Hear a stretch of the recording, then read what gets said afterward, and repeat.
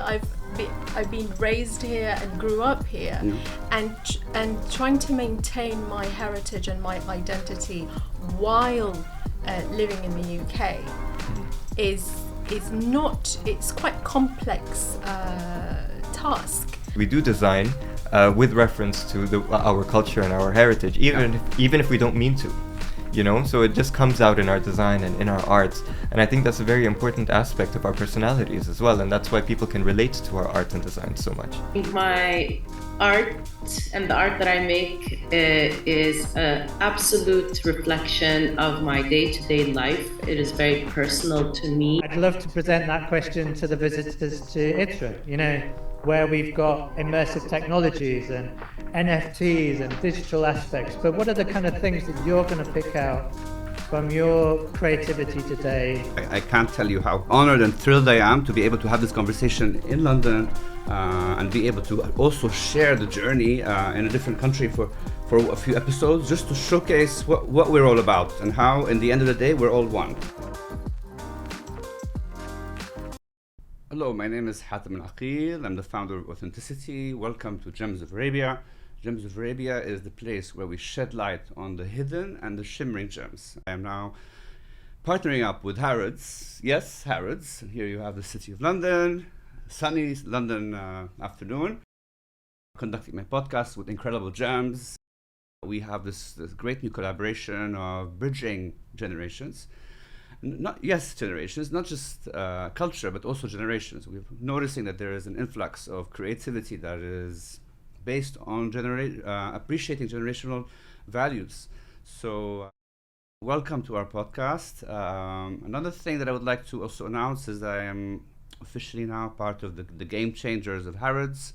It's a huge honor for me to be part of this movement, and only adds and reiterates what Authenticite is doing and what Harrods is doing at the moment, and which is kind of reaching out to the creative community.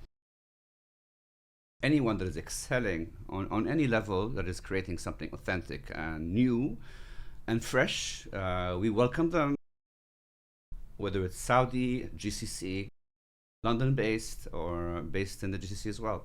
So welcome from the actual City of London.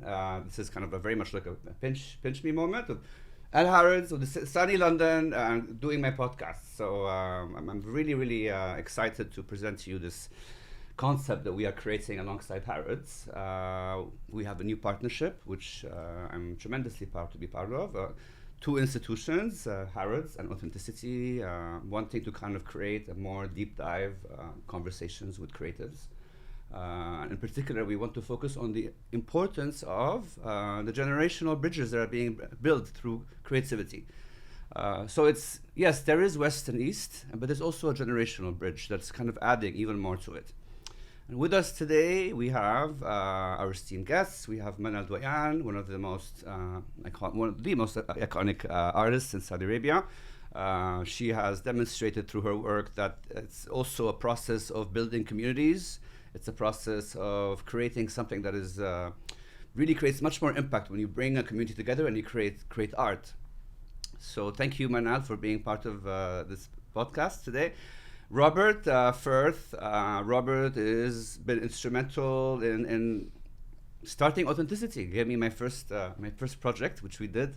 Was commissioned to do a fashion project with ITRA, which was really tremendous, and we brought people from MIT, from different schools, expertise institutions to come and create a dialogue and have an actual forum where there's a discussion showing the creative community how we can actually move things forward. Robert has certain conditions.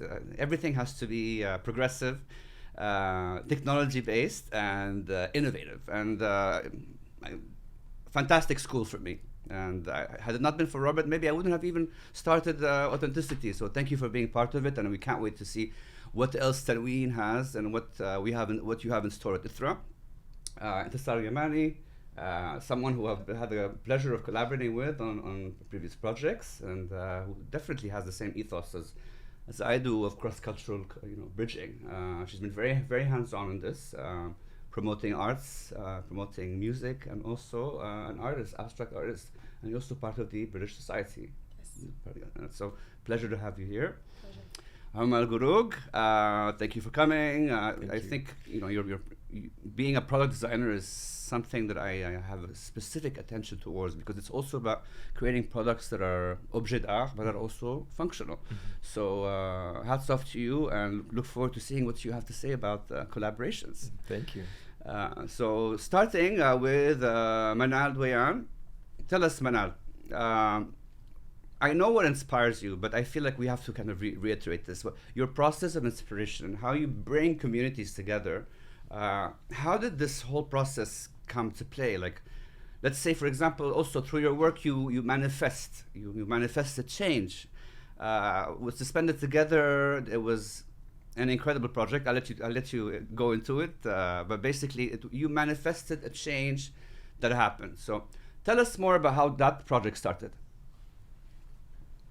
Generally speaking, my art and the art that I make is an absolute reflection of my day-to-day life. It is very personal to me and my experiences as a woman living in Saudi Arabia, but also having a global perspective, my education, my family, my work experience.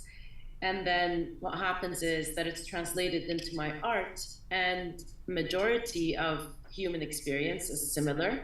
And that is why a lot of people see my art as symbols to messages sent out to the outside world. But in reality, they are just personal experiences.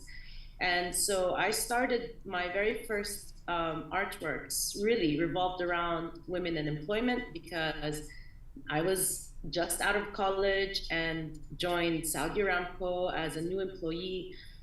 And the whole conversation about women in employment was a very, very controversial one in my country, in Saudi Arabia.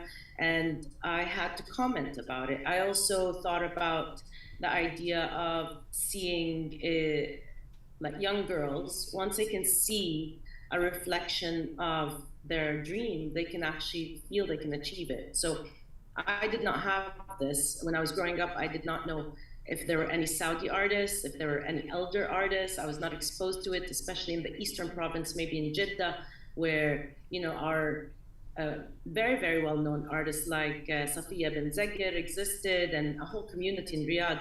I did not have exposure to that. So for me, not seeing women as artists really made me take a very, very long time to really call myself an artist.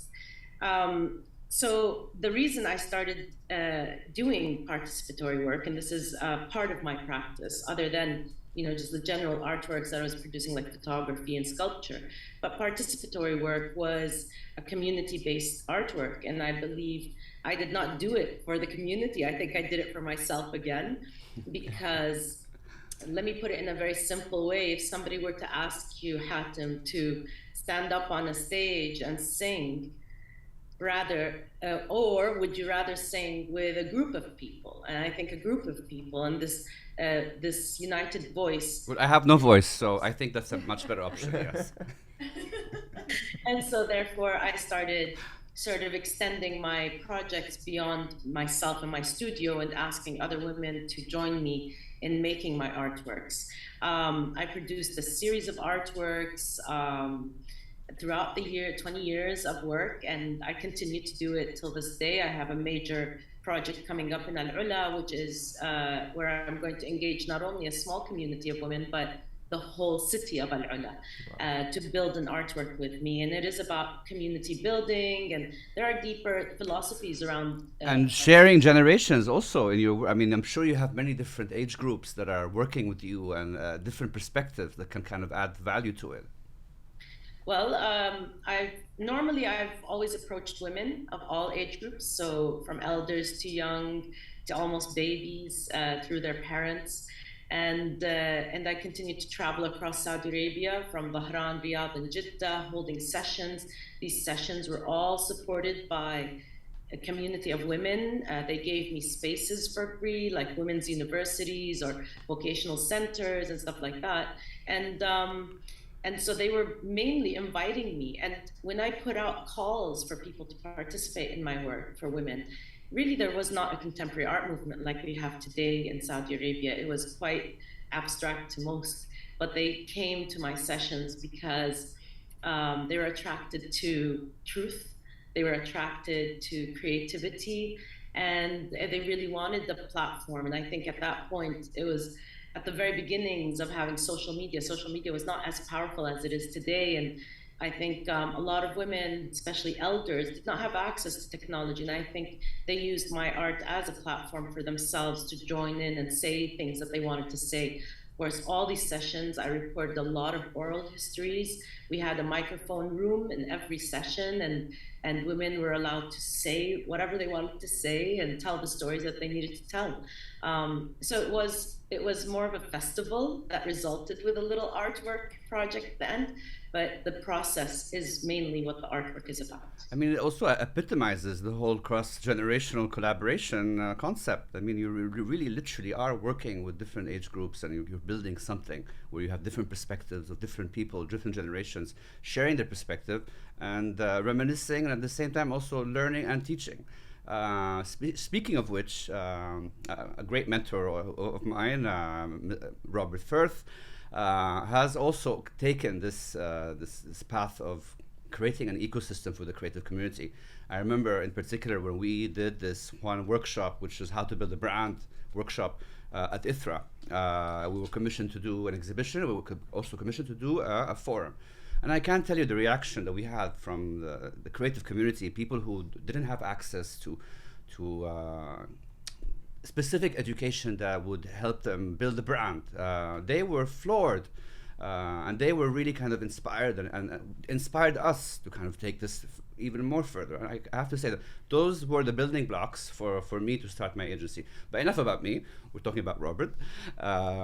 So tell me, Robert, how do you think is the best way forward, continuing what we were doing, to continue creating this generational bridge and reaching out to the community? Like, clearly, all you're doing is that. But what is next for ITHRA? What kind of steps are you taking to take it to the next level? I'm coming from an institution in terms of the King Abdulaziz Center for World Culture. You know, we're built to create links between cultures, but also to support communities to explore culture and what that means, and their creativity and their response to it. I mean, that's our mission, but it's less about, as Manal said, it's less about us as an institution.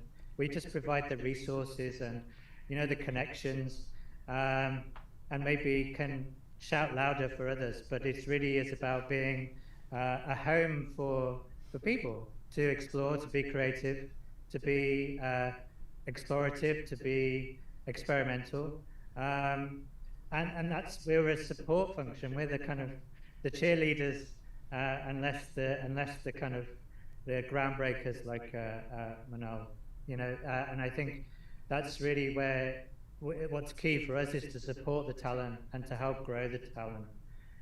But at the same time, there's a responsibility. I love that phrase where it takes a whole community or a whole village to bring up a child. And that sounded a little bit patronizing maybe, but in terms of, I still feel like the child, you know, and the community is around me, and hopefully everybody feels like that when they come into ITHRA, that they're open in a place where they can learn and grow. And because we're on that journey, we haven't learned it all yet. And I guess that's where the center is there to support that. Before the podcast, I was thinking myself in terms of about this idea of cross-generational, cross-cultural. And I remember going to Riyadh, and there's a lovely gallery there called, a collectionist called the Art of Heritage. And I was shown this bridal veil, and it's from early 20th century. And on it had coins, and it had coins from across, it was handed down from family to family. So there's some really old silver coins, some from Austria, some from Afghanistan, some from India. This was a bridal veil from Taif in the northern part of Saudi Arabia. And then there were some plastic coins on it, or plastic beads. And it was a beautiful kind of representation of time, you know, and culture as well, because Saudi, as we know, has been the center of trade routes and cross-cultural trade for decades, for centuries across cultures. And I think it was a really good symbol of also across time. When you talked about going back to the 80s, what was really nice was it showed the time of plastic as well, which is maybe a Saudi Aramco story, an ITRA story, but it's also a Saudi story where the plastic was precious. It was on a bridal veil. This was part of somebody's most important day of their life. And then you come back to the present day, and I keep thinking, well, what's the modern day plastic? Or the modern day silver coin from Austria that you'd put on there, or the special black bead that you would have, that was from Tabuk. What was going to be the piece that you would put on your bridal veil on the most important day of the year? And I guess we're still in that journey. It's a big question. I don't know why I brought it up today, but I was just, I'd love to present that question to the visitors to ITRA, where we've got immersive technologies and NFTs and digital aspects. But what are the kind of things that you're going to pick out from your creativity today and your culture today that's going to be the most important thing you're going to put on your bridal veil? Art of heritage is definitely very symbolic when it comes to going back into history and also identifying the different generational aspects of Saudi. So you have Sharqiya, you have Najd, and you're discovering this. There's so many different elements. The different elements have a different sense of nostalgia. So we did this collaboration with Omar Algurg when we did the Saudi Cup, and it was very instrumental in creating a collaborative kind of collaboration. And I think one of the second collaborations that we did that kind of struck a chord with the community is getting an international designer to come in and do a collaboration. Just like we'll go back later to that collaboration as well. But moving on to Intisar, so you just had an exhibition in Notting Hill, huh? Yes. Tell us more about this exhibition. Yes, I echo what Manal was saying earlier, and Robert as well, the essence of community and how important that is to bridge the cultural differences and to find a place where there is union and there is understanding. And I had been exhibiting since 2000 at the time. I'm Goldsmiths College taught, and I exhibited at the time with the Saudi Society for Culture and the Arts, and it went on a touring exhibition. And what is the Saudi Society in London exactly? What does it do? Oh, now this is different. Now the Saudi British Society also's mission is to bridge the cultural gap and to promote friendship between the UK and Saudi Arabia through culture and the arts. Okay. My artwork is personal to me. So I decided to exhibit in Notting Hill is to bring the Saudi, the understanding of what Saudi culture means to an audience or a viewer that has no idea whatsoever about it. So it was actually on Portobello Road, and it was a wonderful response of people coming in, asking questions, and it wasn't just questions about the art. It was questions about the society, the culture, what it means, why I was there, and why do I look the way I look. Like simple questions that people. I think as Saudis now we're speaking more about it. There is a platform and more.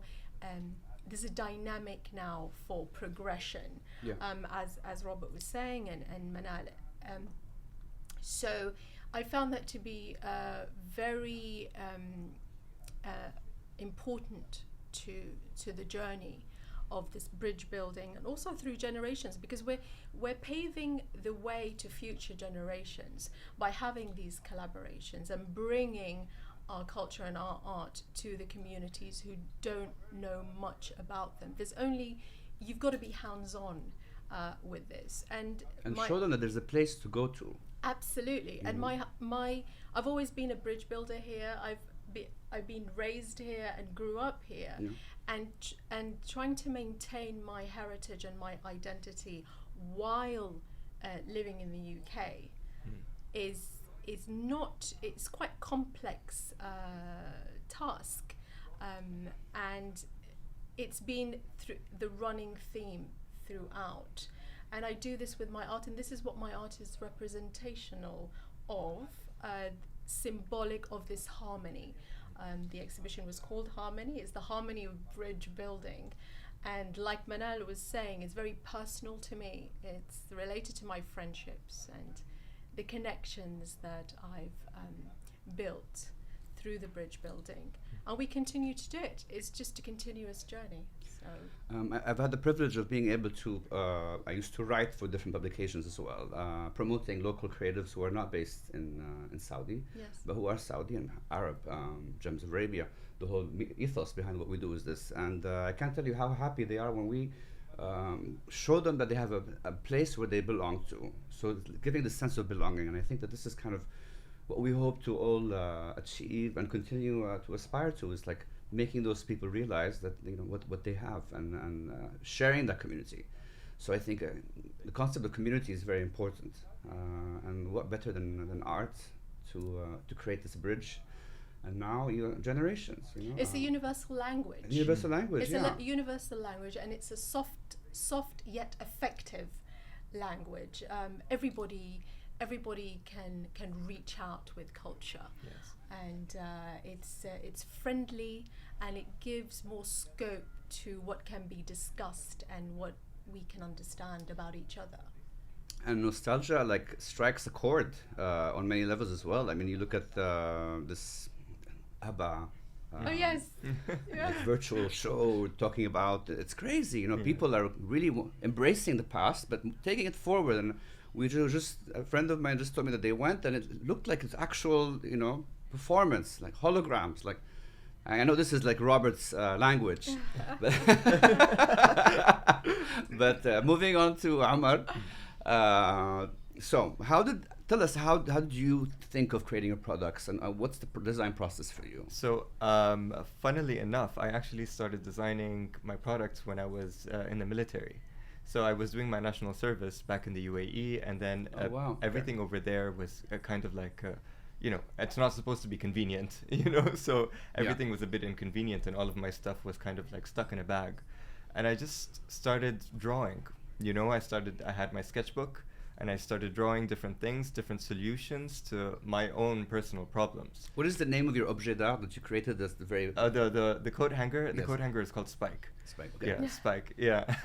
So Spike has these pegs that you can actually move around. So it's a coat hanger, but nobody sees coat hangers as beautiful things. You know, they're always afterthoughts. Yeah. You know, I can't, you know, hang any of my clothes. What do I need a coat hanger? But this is very much an object that you can do so much more with. You know, it's not just to hang your coats or hats. You can hang plants from it. You can do whatever you know. There are so many different ways that you can use this object, but you can actually also just leave it bare, and it'll look really nice in your space. Yeah. And that all came from the idea of me not being able to put my stuff anywhere, you know. And I didn't realize that I was designing because of that. Yeah. So it was whenever I design, I try to kind of solve an inconvenience. I like how you have the أجيال and the shumar on it, so it kind of reiterates that it's something that's, you know, made from the heritage. Yeah, so. of course. I mean, I think all of us actually, you know, subconsciously, what we do is we do design with reference to our culture and our heritage, even if we don't mean to, you know. So it just comes out in our design and in our arts, and I think that's a very important aspect of our personalities as well, and that's why people can relate to our art and design so much. Yeah, Absolutely. And so, what inspires you usually when you're creating? I'm very much inspired by, you know, the mid-century era. I'm inspired by the fun in the 70s as well. You know, bringing back that topic of, you know, Reiterating it, yes, completely. You know, like kind of, because I think the people that designed back then, you know, like in the mid-century era and in the 70s and 80s. Everyone designed because they felt like designing, and it was all super functional. You know, it was all beautiful objects that you could place in your space, and it would be super functional and super attractive at the same time.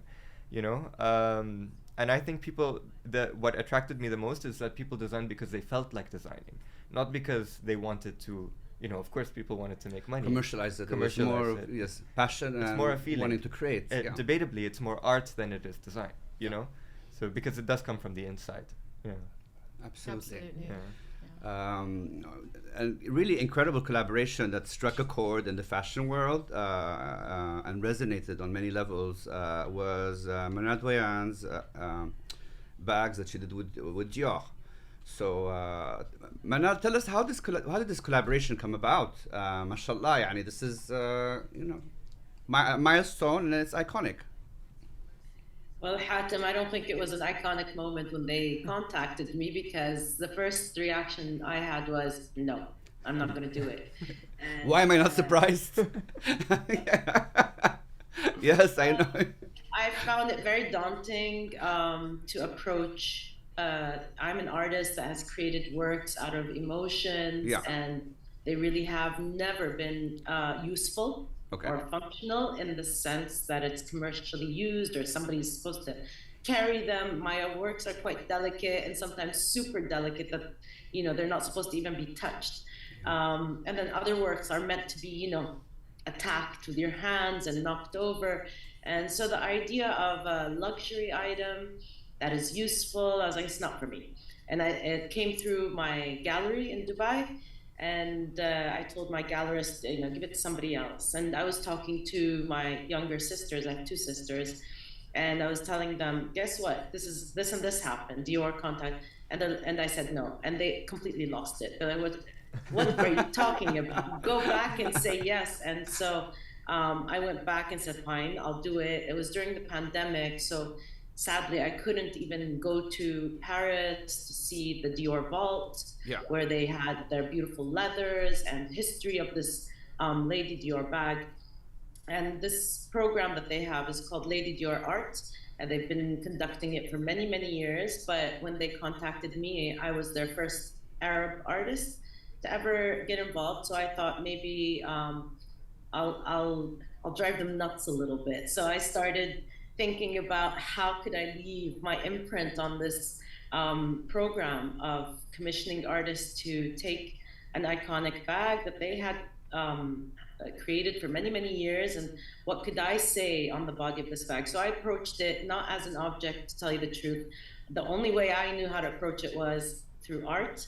And I produced an artwork out of these bags, and whoever wants to pick them up and run around town with, this is their prerogative. But for me, I feel like they were objects for me.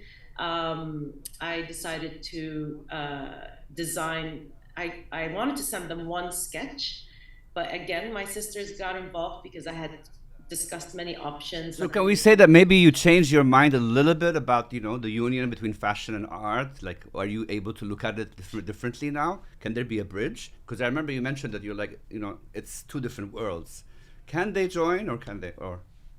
Well, there's always been throughout art history collaborations between artists and other creatives. And so theater, many artists have designed clothes for theater, or the backdrops. A lot of artists are now being commissioned by brands, international brands, to come in and create objects for them. Because, in the end, we are both working in a space of creativity, and therefore there is ways to create collaborations. It's just everybody needs to work towards a platform or a space. And so Dior created this space with the Lady Dior art, which was very, very closely linked to artists and visual arts. Nueve, for example, has another kind of platform. It's for crafts, and they created a space for this crafts prize. And so these are spaces, but functionality and design really has a lot of other kinds of rules and approaches that not every visual artist would know how to work with. Well, thank you all for your time. We definitely clarified the situation. I really appreciate you all coming, and I can't tell you how honored and thrilled I am to be able to have this conversation in London and be able to also share the journey in a different country for a few episodes, just to showcase what we're all about and how, in the end of the day, we're all one. And thank you all for your time. And thank you for being on my podcast. So Thank you. wishing you all a great day. Appreciate all your times. I know you're all very busy. So thank you very much.